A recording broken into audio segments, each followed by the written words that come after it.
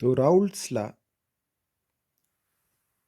हम इसको अब स्टडी करेंगे कि solute and solvent both are volatile. तो चलो हम सॉल्यूट सपोज करें लेते हैं, अल्कोहल या मीथेनॉल इथेनॉल लेते हैं।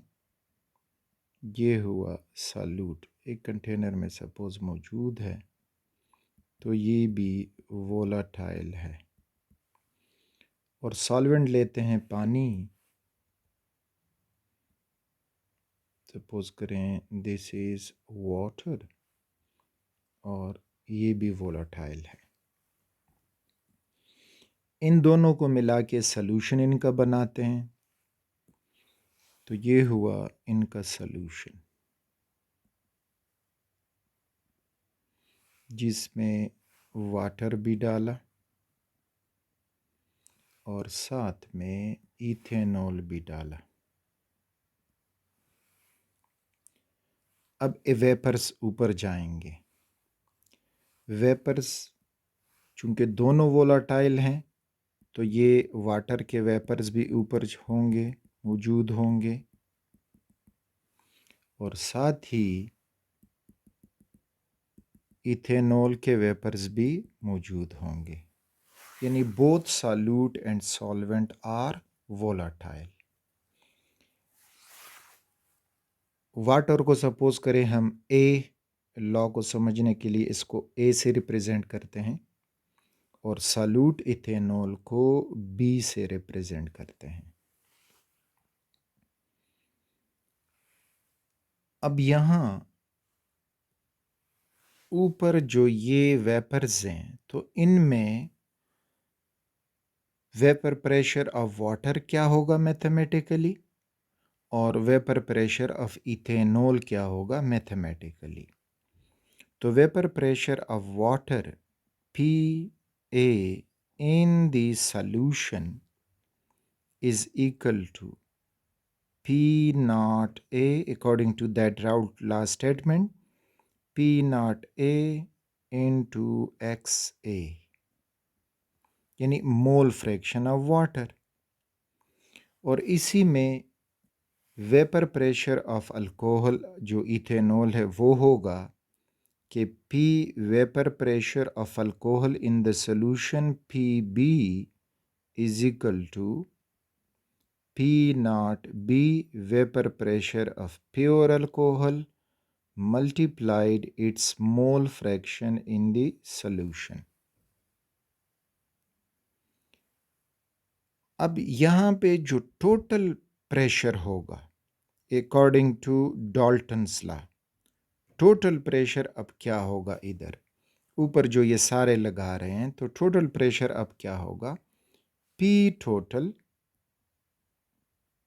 PT इज इक्वल टू, अब उसमें अल्कोहल के वेपर्स भी हैं, साथ में वाटर के वेपर्स भी हैं, तो partial pressure of water that is PA in the solution plus partial pressure of alcohol in the solution PB.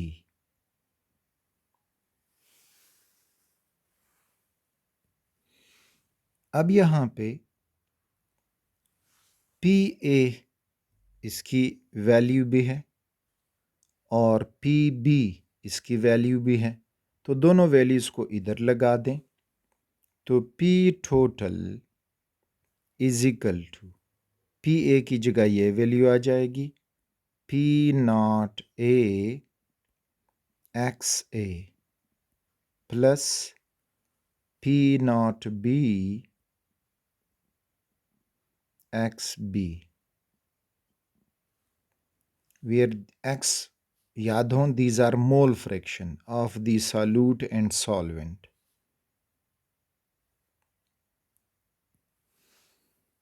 As we know, as XA plus XB is equal to 1, या हो जाएगा कि X A is equal to 1 minus X B, यानी X B को हमने right की तरफ change किया।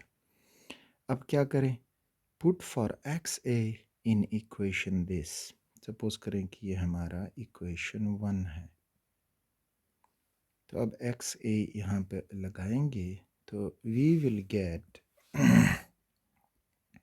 P total is equal to P naught into 1 minus X B, P naught A 1 minus X B plus P naught B into X B. अब इसको further solve करते हैं तो P total is equal to, इसके साथ multiply होके P naught A हो जाएगा minus P naught B, P naught A X B और plus P naught B X B. Further इसको थोड़ा सा रीअरेंज करें तो रीअरेंज करने से P naught P total is equal to P naught A, ये सब कुछ आगे ले आएं तो plus P naught B X B into, sorry not into, minus P naught A X B, यानी इसको हमने लेफ़्ट पे लाए और ये नेगेटिव वैल्यू को राइट पे चले गए। अब P total is equal to P naught, this is a, मैं भूल जाता हूँ, पी नॉट ए, यहाँ पे एक्स बी कॉमन ले लें तो प्लस एक्स बी और ब्रैकेट में हो जाएगा P naught B minus P naught A. अच्छा, अब यहाँ पे अगर इस सॉल्यूशन में हम X B is equal to zero लेते हैं तो यहाँ पे जब एक्स बी ज़ीरो लग जाएगा तो ये सब कुछ ज़ीरो हो जाएगा, तो हमें मिल जाएगा कि P total is equal to P naught A plus ये zero into P naught B minus P naught A, और ये सब कुछ भी ज़ीरो हो जाएगा। So we will get P total is equal to P naught A. इसका मतलब अब क्या हुआ, इसका मतलब ये हुआ कि जो हमने ए और बी को मिलाया, अगर इसमें बी नहीं है तो कंटेनर में सिर्फ ए होगा और जो टोटल प्रेशर होगा वो ए का प्रेशर ही होगा क्योंकि देयर इज़ नो बी। अब इसी तरह द सेम सॉल्यूशन अगर ऊपर से इसी तरह आके हम बी के लिए कर दें, क्या चेंज उसमें, जस्ट आपको मैं चेंज बता दूं कि यहीं जो हमने अब यहाँ से फिर शुरू करें तो फिर शुरू करने से हमें कुछ यूँ मिलेगा कि अब अगर हमने X A plus X B लिया, X A plus X B is equal to 1, अब क्या करें कि ए को उधर ले चलें ताकि बी हम वैल्यू मालूम कर सकें, तो X B is equal to X A 1 minus X A is equal to 1 minus X A. अब इसी वैल्यू को अब एक्स बी के लिए लगा दें, ये जो एक्स बी है, तो इसके लिए अब जब ये वैल्यू लगाएंगे तो P total is equal to P naught A X A, वहाँ से देखते जाएं, प्लस पी नॉट बी और एक्स बी की जगह ये लग जाएगा इंटू 1 माइनस एक्स ए। इसको भी अगर हम अब इसी तरह ही सॉल्व करते जाएंगे तो P total is equal to P naught A XA plus इसके साथ मल्टीप्लाई हो जाएगा तो P naught B minus P naught B XA। अच्छा, अब इसको इसी तरह अरेंज करने P naught B पहले ले आए तो P total is equal to P naught B, बाकी ये इधर हो जाएगा plus P naught A XA minus P naught B XA। Again P total is equal to P naught plus P naught A, ये A मैं क्यों बोलता हूँ आज। अब यहाँ पे कॉमन लें तो कॉमन इज़ XA और आगे हो जाएगा P naught A minus P naught B। अच्छा, अब यहाँ पे अब अगर हम XA को ज़ीरो ले लें, XA is equal to zero, तो XA अगेन यहाँ पे ज़ीरो लग जाएगा और ये सब कुछ ज़ीरो होगा और हमें फाइनली ये मिल जाएगा कि P total is equal to P naught B।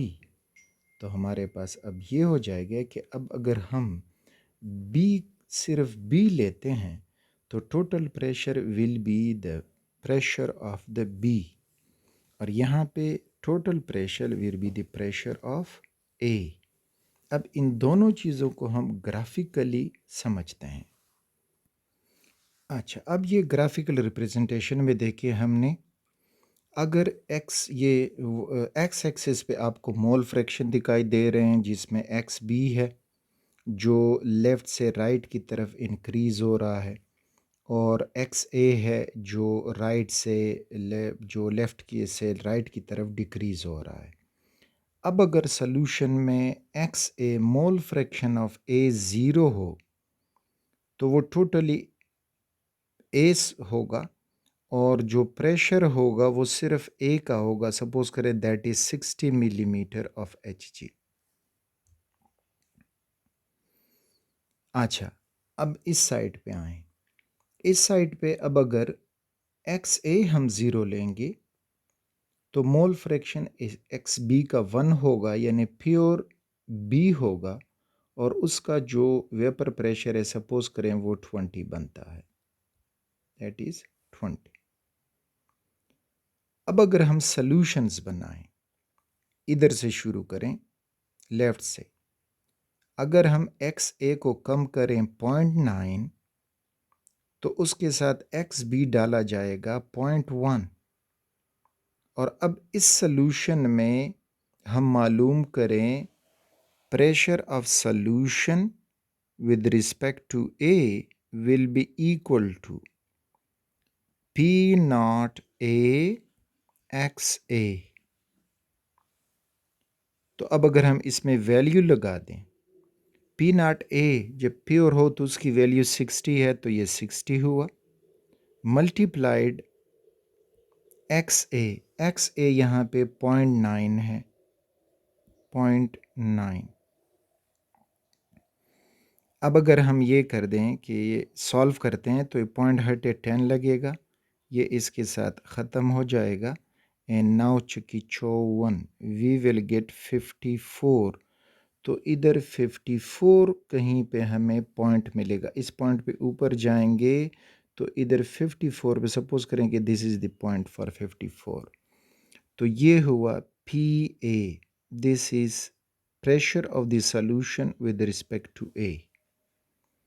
अब pressure of the solution with respect to B, तो वो हो जाएगा P B is equal to P naught B multiplied X B. तो पी नॉट बी की वैल्यू जो है वो 20 है, और जो एक्स मोल फ्रैक्शन है उसका वो इधर 0.1 है, तो इसको सॉल्व करोगे तो यू विल गेट 2। तो सपोज़ करें कि इधर कहीं पे इसका ये बन जाएगा 2, यानी ये जो डॉट बना ये हुआ pressure of the solution with respect to A। अब टोटल प्रेशर जब हम काउंट करेंगे तो टोटल प्रेशर जो है P total is equal to P naught A plus P naught B according to Dalton's law of partial pressure। तो ये जब हम काउंट करेंगे तो 54 इसका है प्लस 2 सॉरी वो इसका है तो प्लस 2 बिकम्स 56। तो टोटल प्रेशर हमें इधर मिलेगा। तो ब्लैक से रिप्रेजेंट करता हूँ कि टोटल प्रेशर 56, तो यहाँ कहीं पे हमें टोटल प्रेशर मिल जाएगा over here, that is the P total. तो इस तरह अगर हम ये प्लाट करते जाएंगे 0.2 मोल फ्रैक्शन ऑफ बी लें, 0.8 मोल फ्रैक्शन ऑफ ए लें, तो आपको ये ग्राफ इस तरह राइज करता हुआ मिलेगा और प्योर बी तक पहुंचेगा, और ए वाला जो है वो इस तरह डिक्रीज़ होता हुआ आएगा और ज़ीरो तक पहुंच जाएगा, यहाँ पे जो भी उसकी वैल्यू बनेगी। और यहाँ पे टोटल प्रेशर प्लाट होता जाएगा and total pressure will connect both the, तो total pressure will connect both these. यहाँ पे आपको टोटल प्रेशर मिलेगा, यानी यहाँ पे जिस तरह हमने ए का प्रेशर, बी का प्रेशर, ए का प्रेशर, तो टोटल प्रेशर मिला, इसी तरह total pressure total pressure total pressure, और हमें ये लाइन मिल जाएगा। यानी अगर मैं इसको इस तरह क्लियर कर दूं तो हमारी सारी डिमॉन्स्ट्रेशन हमें अब यूँ मिलेगी कि ये जो लाइन जा रहा है ये pressure of the solution with respect to B, ये पॉइंट आपको मिल रहे हैं, और ये जो लाइन है this is pressure of the solution with respect to A, और फिर ये आपको टोटल प्रेशर मिलेगा। तो जब भी ऐसे सॉल्यूशन में कि जिसमें सॉल्यूट और सॉल्वेंट का टोटल प्रेशर सॉल्यूशन का ये स्ट्रेट लाइन हमें इस तरह देता है, तो इस किस्म के सॉल्यूशन को आइडियल सॉल्यूशन कहते हैं, नोन एज आइडियल सॉल्यूशन। यानी it obeys Raoult's law, it obeys Raoult's law.